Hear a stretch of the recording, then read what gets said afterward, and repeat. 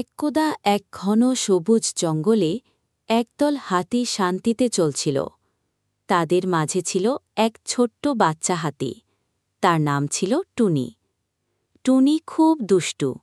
সে জলছবিতে খেলতে আর প্রজাপতির পেছনে ছুটতে ভালোবাসত। একদিন দুপুরে সব হাতিরা নদীর ধারে বিশ্রাম নিচ্ছিল।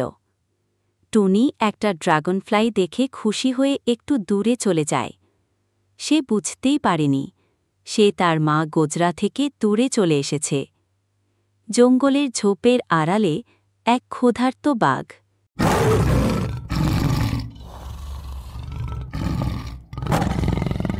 নাম তার শেরু লুকিয়েছিল।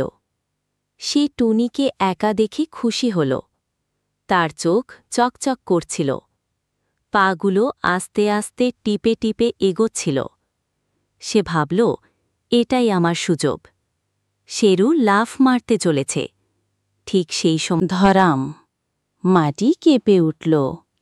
এগিয়ে এলো গজরা নির্মা।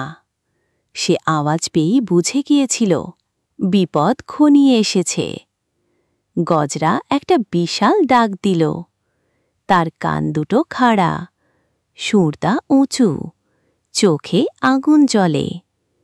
শেরু ভয়ে চমকে গেল। এত বড় শক্তিশালী হাতি সে আগে কখনো সামনে দেখে। গজরা সুর দিয়ে তাকে ঠেলে দিল। শেরু মাটিতে গড়িয়ে পড়ে যায় আর ভয়ে দৌড়ে পালিয়ে যায় গভীর জঙ্গলে। টুনি দৌড়ে এসে মায়ের সুরে জড়িয়ে পড়ল। গজরা মিষ্টি গলায় বলল, আমার সোনা, কখনোই মায়ের কাছ থেকে এত দূরে যাস না।